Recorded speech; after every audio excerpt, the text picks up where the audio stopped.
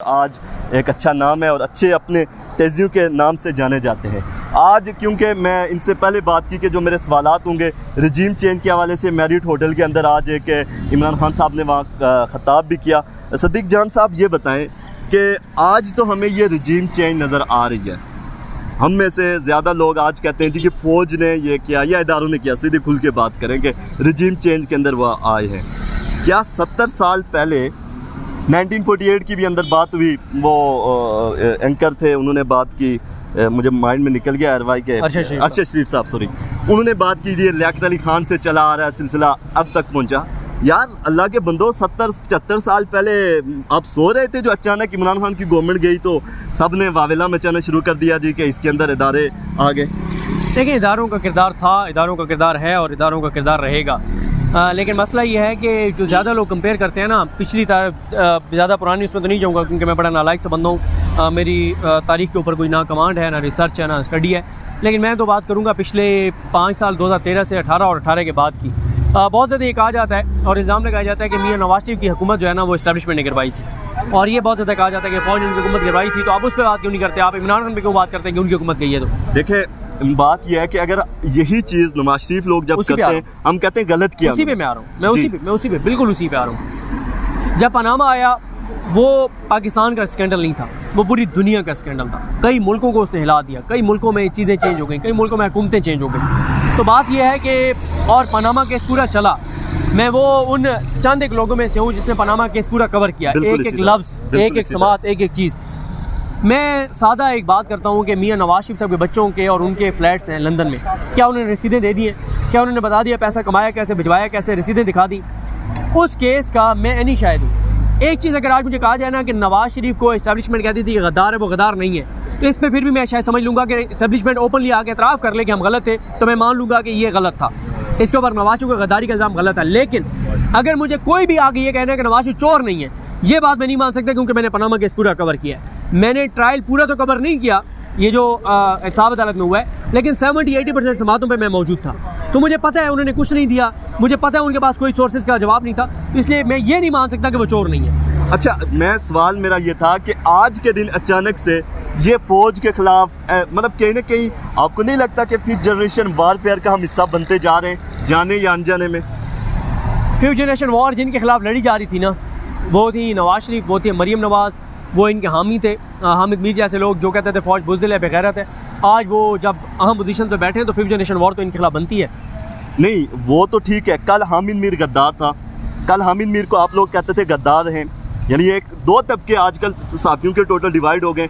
मुझे ये बताएं कि जर्नलिज्म कहाँ रह गई है? एक तरफ प्रो पीडीएम है, एक तरफ प्रो इस्टेब्लिशमेंट है, दूसरी तरफ आपके प्रो पीटीआई है। जर्नलिज्म कहाँ पे स्टैंड कर रही है इस वक्त? ये आप उन बड़े नामों से जाके पूछें जो असल जो जर्नलिज्म के बड़े थंब बने हुए हैं, जो ठेकेदार बने हुए हैं, बड़े अलम बने हुए हैं, जो अलम उन्होंने उठाए हुए हैं, उनसे जाके पूछें कि जर्नलिज्म कहाँ पे है। बाकी हम तो सारे दिन फील्ड में होते हैं, रिपोर्टिंग करते हैं, और बाकी जो हमारा एनालिसिस है उसमें जो हम ठीक समझते हैं उसको ठीक कहते हैं, जो गलत समझते हैं वो गलत करते हैं। अच्छा सदीक जान, आप मुझे पता है आपको पहले से बड़े लोगों ने बड़े इंटरव्यूज़ दे चुके हैं और आप जैसे मेहनती लोग से बंदे से हर बंदा ख्वाहिश करता है इंटरव्यू करे। सदीक जान, मुझे ये बताएं कि आपको कहीं अपने तौर पर नहीं लग रहा कि कहीं ना कहीं ये जो बयानियाँ बनाकर उसमें अगर कोई ज़्यादा नुकसान इस वक्त जिस चीज़ का हो रहा है वो पाकिस्तान के इदारों का हो रहा है? कहीं ना कहीं आपको ऐसा नहीं लग रहा? ये 1000% दुरुस्त बात है। नुकसान पाकिस्तान के इदारों का हो रहा है और उस वक्त तक होता रहेगा जब तक इस हुकूमत को मुसल्लत रखा जाएगा, इसको बेसाखियां फराहम की जाएंगी। हुकूमत को मुसल्लत कैसे? 172 सीट्स वो भी लेकर आए, आईनी तरीके से आए। कल सेनेट में वही लोग थे जब आपने सेनेट में इनको चेयरमैन बनवाया था सेनेट का, तो आज भी ये भी तो 172 लेकर आए। आज इन पे किस लिए ये 172 लेके आए हैं ना, तो इनके जो 7 लोग थे वो कहते थे हम इमरान खान को इसलिए छोड़ के जा रहे हैं कि उसने महंगाई कर दी है, 2 रुपये पेट्रोल बढ़ता था, कहते हम छोड़ के जा रहे हैं। तो आज तो पेट्रोल 84 रुपये बढ़ गया, डीजल 115 रुपये बढ़ गया, उनको कोई बयान नहीं आया। दूसरी बात, इमरान खान को एमक्यू में इसलिए छोड़ के गई कि हमारा एक मुआहदा हो गया है, कराची में दूध और शहद की नहरें बह जाएंगी, 21 नुकाती वो था मुआहदा था, एक चीज़ पूरी नहीं हुई, वो आज भी उनके साथ लगे हुए हैं। फिर तीसरी बात यह है कि आप ज़ाहिर है अभी तो कोई नहीं बोल रहा, सब बहुत वो खौफ का शिकार है जो लोग इमरान खान को छोड़ के गए। ये आज मेरा क्लिप संभाल के रख लीजिएगा, जो लोग इमरान खान को छोड़ के गए ये वो बताएंगे कि हम क्यों छोड़ कर गए थे, हमें किसने कहा था और हम क्यों छोड़ के गए थे। अच्छा, एमक्यूएम से लास्ट टाइम तक जब तक बातचीत चलती रही है, इमरान खान बार बार कोशिश करते रहे कि एमक्यूएम को मनवा लें। जिस दिन एमक्यूएम ने यह फैसला किया कि हम जो पीडीएम के साथ जाएंगे। उस दिन से गद्दार बन गई, उससे पहले तक एमक्यूएम उनके साथ थी, प्रो मुब्बे वतन कह लें, जिस तरह के अल्फाज आप कह लें इस्तेमाल करते थे। ये ऐसा इस सियासत में क्यों होता है? क्यों नहीं आवाम को सच बताया जा रहा है? गद्दार तो उनको बाद में भी गद्दार नहीं कहा गया, सिर्फ उनको ये कहा गया, नहीं कहा गया। इमरान खान साहब ने स्टेज से कहा जी कि इनके बच्चों से शादियां नहीं करेगा, जो इस वक्त लोग वो कर रहे हैं। ये उन्होंने इत्तेहादियों को नहीं कहा था, उन्होंने अपने लोगों को कहा था जिन्होंने पीटीआई के टिकट पे वोट दिया था और पीटीआई के टिकट पे इलेक्शन लड़ा था और बाद में पीटीआई के खिलाफ ही वोट डाल दिया, उन्होंने उनको गद्दार कहा था। दूसरी बात जो एमकेएम की है, एमकेएम गद्दार तो नहीं है लेकिन मुनाफिक ज़रूर है। जो बातें कह के वो इमरान खान को छोड़ के गए थे, उससे 10 गुना ज़्यादा तबाही इस हुकूमत ने लाई है और वो चुप करके बैठे। इसमें कोई शक नहीं, महंगाई की वजह से जो बयानियाँ लेकर ये आई थी पीडीएम, वो तो नाकाम हो गए। अच्छा, आखिरी सवाल है, एक साफ़ी हैं नजम सेठी की एक तस्वीर वायरल हो रही है, नवाज शरीफ के साथ बैठे हुए। क्या कोई जर्नलिस्ट ऐसे जाके लंदन में इस तरह मज़े लेकर कोई किसी लीडर के साथ बैठ के खुशगपियाँ लगा रहा और फिर आके वो टीवी पे बैठ के कौम को भाषण दे कि जनाब हम साफ़ी किरदार अदा कर रहे हैं? इस हवाले से आप क्या कहेंगे? देखिए, वो ज़ाहिर है अब तो उनका एक तल्लुक जो है वो मुस्लिम के कारकुन का है, वो ओहदे ले चुके हैं, उनको जर्नलिस्ट कहना भी नहीं चाहिए और ना ही उनको खुद को जर्नलिस्ट कहलवाना चाहिए। वो पहले भी ओहदे ले चुके हैं, अभी ओहदा लेना चाहते हैं और इसी के लिए वो गए थे। वो चेयरमैन पीसीबी लगना चाह रहे हैं, वो आम पोजीशन पे आना चाह रहे हैं, तो आप देख लेंगे उनको जल्द नौकरी जो है वो मिल जाएगी। ऐसे जर्नलिस्ट ही तो कहीं ना कहीं मुल्क का बेड़ा नहीं गर्क कर रहे हैं, आपको लग रहा है कि? देखें, हर वो सहाफ़ी, चाहे वो प्रो पीटीआई हो चाहे वो प्रो पीडीएम, जो सहाफ़त को इस्तेमाल करते हुए पीटीआई या पीडीएम किसी से ओहदे लेता है तो उससे ज़्यादा घटिया शख्स नहीं है कोई। अच्छा, ओहदे की बात आपने प्रो पीटीआई की बात की, तो कहीं ना कहीं आपके बारे में जो हमें लोग फील्ड में मिलते हैं कहते हैं सदीक जान तो प्रो पीटीआई, कोई भी इलाक़ ऐसा नहीं है जो अगेंस्ट करे, प्रो पीटीआई करता है, ऐसा क्यों है? तो मैं जो इमरान खान साहब का मौक़िफ़ है इस वक्त, उसको मैं बिल्कुल सपोर्ट करता हूँ और वो बिल्कुल ठीक है, तो ज़ाहिर है मैं उसको सपोर्ट करता हूँ। इसमें कोई तो फिर तो नजम सेठी भी कहेगा यार मैं भी ठीक करता हूँ, नवाज शरीफ का मौक़िफ़ है, अगर आप भी ये कहेंगे वो भी तो बीच में साफ़त वहीं रह गई। मैंने फ़ाद हुसैन की तरह कोई ओहदा नहीं लिया, मैंने नजम सेठी की तरह कोई ओहदा नहीं लिया। आजकल तो यूट्यूब से पैसे कमाए जाते हैं जी, ओहदे वाले चक्कर से निकल कर आजकल इमरान रियाज को देखें 40-50 लाख रुपया कमा रहा है, वो कहानियाँ गढ़ते हैं, यूट्यूब से व्यूवरशिप कमाई जाती है, झूठी कहानियाँ गढ़ी जाती हैं, सच में पता है कि व्यूवरशिप नहीं आनी, कहीं ऐसा नहीं है? आप समझते हैं? देखें, बात यह है कि ये ज़ाहिर है हर वो बंदा जिसके व्यूज़ नहीं आते उसको यही फ्रस्ट्रेशन होती है, उसको लगता है कि जिसके व्यूज़ आ रहे हैं वो झूठ बोल के ले रहा है। ये बड़ा एक बदकिस्मती है।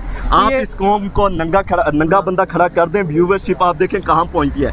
ये तो इसकी दलील नहीं हो सकती कि कहीं ना कहीं वो चीज़ है, झूठी कहानियाँ सुनाई तो व्यूवरशिप के चक्कर में साफ़ी ने आज अपनी जर्नलिज्म ख़त्म कर दी है। बस ये जो आप कह रहे हैं ना, ये तो आप जो इमरान रियाज साहब की बात कर रहे हैं, आपको उनके बड़ा गुस्सा है, तो आप किसी वक्त वो आए हुए तो उनका इंटरव्यू करें, बिल्कुल आपको उन पे बहुत गुस्सा नजर आ रहा है। लेकिन बात मुझे गुस्सा नहीं नजर आ रहा है, मैं मतलब बीइंग अ जर्नलिस्ट कह लें, एक मैं शागिर्द कह लें, एक स्टूडेंट के तौर पे, दो चीजें, लेकिन मुझे अफसोस होता है कि जब दो कैंप में जर्नलिस्ट डिवाइड हो गए, कभी सच बात नहीं करते, व्यूवरशिप के चक्कर में उन्होंने जर्नलिज्म को बुरी तरह पाकिस्तान में। असल में आपको इमरान रियाज साहब नजर आए, आपको हामिद मीर साहब नहीं आए। हामिद मीर है, आप कह लें कि हामिद मीर का आप देख लें, लेकिन आप हामिद मीर के 10 प्रोग्राम में से देखें तो कहीं ना कहीं 2 प्रोग्राम शायद उसके अगेंस्ट भी जाते हैं। आप ये चीज भी देखें। नहीं, वो देखें, जिसको वेटेज की बात है, जिसको आपने जस्टिफाई करना था ना, उसमें से आपने गुंजाइश निकाल ली। मैं गुंजाइश नहीं निकाल रहा, मैं ये चीज कह रहा हूँ। इस हवाले से आप एक अच्छे जर्नलिस्ट हैं, तो इस पे आप क्या कमेंट करेंगे? जो चीजें हो रही हैं, बिल्कुल आप ठीक है, आपका एक राय हो सकती है, आपकी किसी जमात के लिए हमदर्दी भी हो सकती है। मेरी किसी जमात से कोई हमदर्दी नहीं है, बीइंग अ जर्नलिस्ट जब ओपिनियन होंगे तो मैं किसी जो है ना, वो आपको मैं तब मानता ना कि आप उस एक लाइन में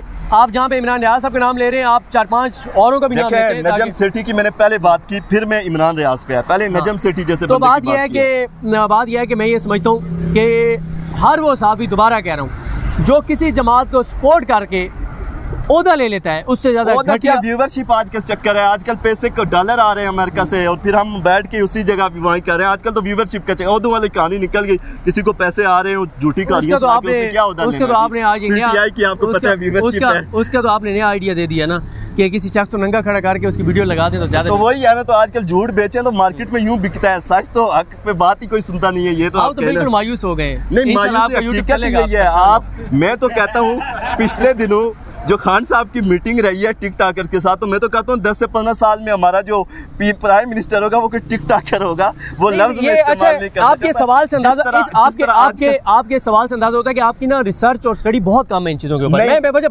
बता रहा हूँ। उसकी वजह यह है कि अगर आप रिसर्च कर लेते ना कि इस वक्त टिकटॉक की व्यूअरशिप क्या है और कितने मिलियन लोग रोजाना टिकटॉक देखते हैं और उसकी रीच क्या है, तो आप ये बात कभी भी ना करते। उसकी वजह यह है कि डिजिटल मीडिया एक रियलिटी है, ठीक है। और मैं आपको एक और चीज़ बताऊं, बहुत सारे मैंने यूट्यूबर ऐसे देखे हैं जो क्योंकि उनको नहीं बुलाया जाता तो वो इस फ्रस्ट्रेशन में कह रहे हैं टिकटॉकर्स क्यों बुला लिए।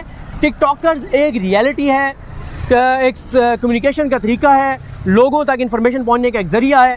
तो जो भी सेंसिबल कोई जमात होगी वो टिकटॉकर्स को बुलाएगी भी सही, उनके साथ इंटरेक्शन भी रखेगी। बिल्कुल ठीक है। सिद्दीक जान एक इंतहाई काबिल जर्नलिस्ट है। मैं आपको मतलब मैं इनको देखता भी आ रहा हूँ, सुनता भी आ रहा हूँ। मेरे इनसे सवालात थोड़े तलख इस वजह से थे, मुझे पता था कि ये वो बंदा है जो इनके जवाबात भी देगा और इंतहाई अच्छे तजिए भी होते हैं। कहीं पे हो सकता है कि ये एक पार्टी को, जैसे मैंने पहले एक दफ़ा भी बात की थी कि शायद किसी एक पार्टी के साथ ज़्यादा एफिलिएशन, उससे न्यूज़ ज़्यादा आती हैं, तब आपके तजिए की कहीं ना कहीं झुकाव एक तरफ हो जाता होगा। लेकिन एक अच्छे जर्नलिस्ट, और मैं ये चीज़ आपको गवाही से कहता हूँ कि इस तरह के जर्नलिस्ट इस वक्त पाकिस्तान के अंदर, मतलब मैं कहूँ कि कुछ गिने चुने जर्नलिस्ट हैं, 3 से 4 जर्नलिस्ट ऐसे होंगे जो अपनी मेहनत से इस जगह पे खड़े हैं। ये मैं आपको कहता हूँ। शुक्रिया जी, थैंक यू सो मच, आपने टाइम दिया, थैंक यू।